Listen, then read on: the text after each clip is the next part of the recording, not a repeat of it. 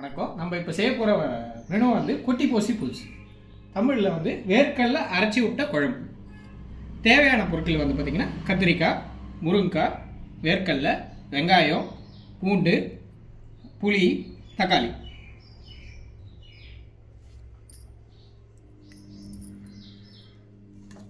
நம்ம ஸ்டார்ட் பண்ணலாம். இப்போ இதுக்கு பார்த்திங்கன்னா எண்ணெய் தேவையில்லை. நம்ம இப்போ வந்து இதில் வந்து வெங்காயம், கத்திரிக்காய்,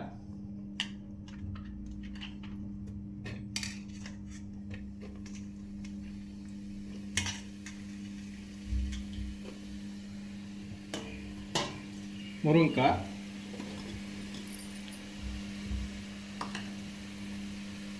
இது நல்லா இப்போ வதங்கிடும்.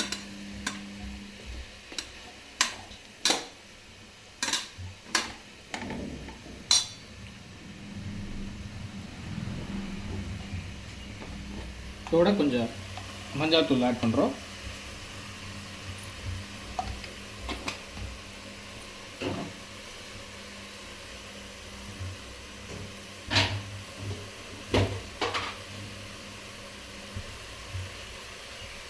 உப்பு ஆட் பண்ணுறோம் தேவையான அளவுக்கு.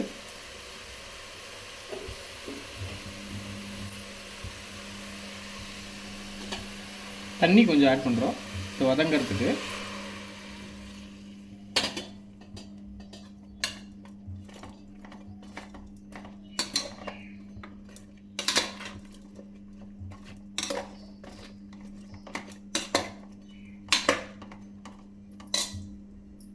மேலே இப்போ மூடி போட்டு வைக்க போகிறோம்.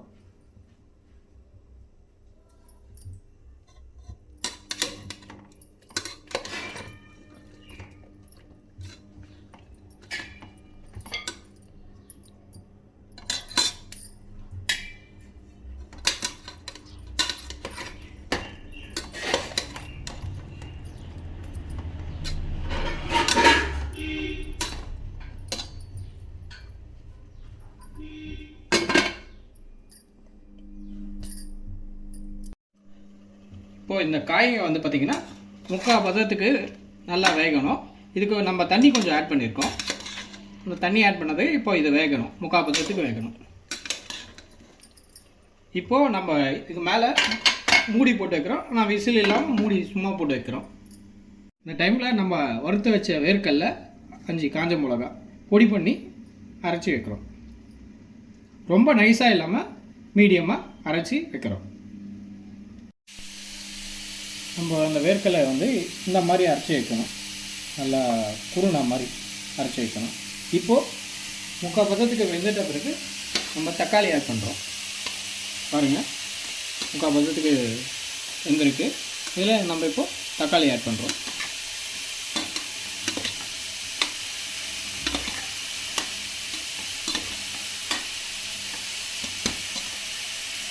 அதோட இப்போது ஒரு 25 கிராம் புளி வச்சுருந்தோம். அந்த புளி தண்ணியை இப்போ ஊற்றுறோம். இதில்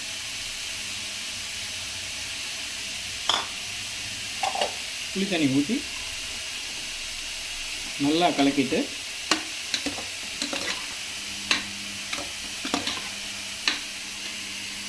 இதில் ஒரு ஸ்பூன் நம்ம வீட்டில் அரைச்சி வச்ச தனியாக மிளகாத்தூள், மஞ்சத்தூள் எல்லாம் சேர்ந்த ஒரு பொடி ஒரு ஸ்பூன் போடுறோம். 1லேருந்து 1.25 ஸ்பூன்.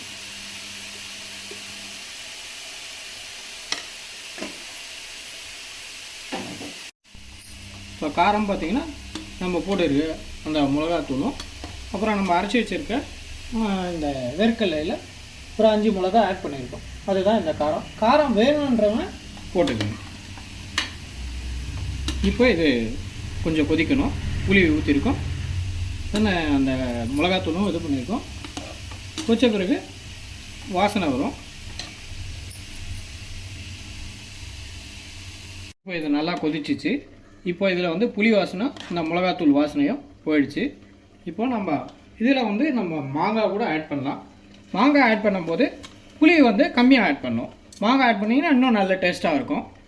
இப்போ நம்ம அரைச்சி வச்சுருக்கிற அந்த வேர்க்கடலை பொடி அதை நம்ம இப்போ ஆட் பண்ண போகிறோம்.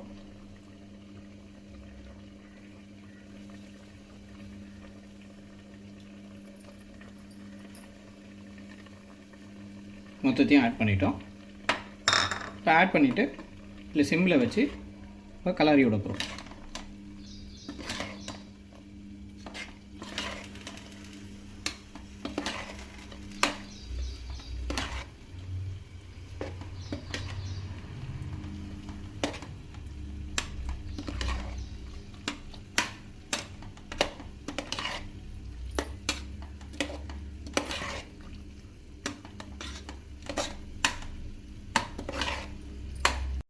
இது கொஞ்சம் குழம்பு பதத்துக்கு வந்தோடனே நம்ம பார்த்துட்டு ஆஃப் பண்ணிக்கலாம்.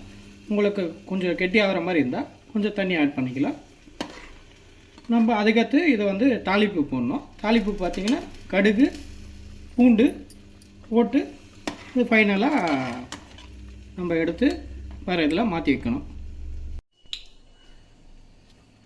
நம்ம தாளிக்கிறதுக்கு மட்டும் எண்ணெய் சேர்த்துருக்கோம். இப்போ கடுகு போட போகிறோம்.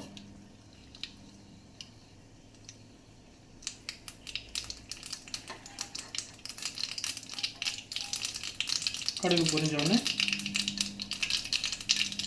பூண்டு, இடித்து வச்ச பூண்டு,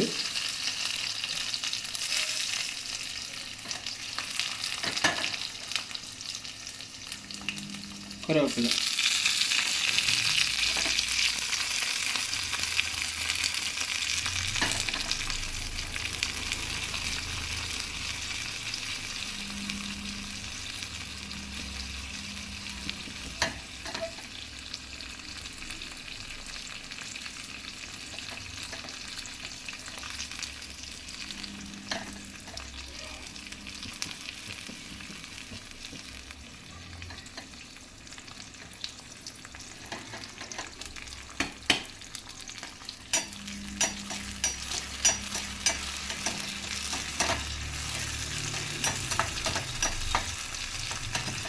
இப்போ எடுத்து போடுறோம்.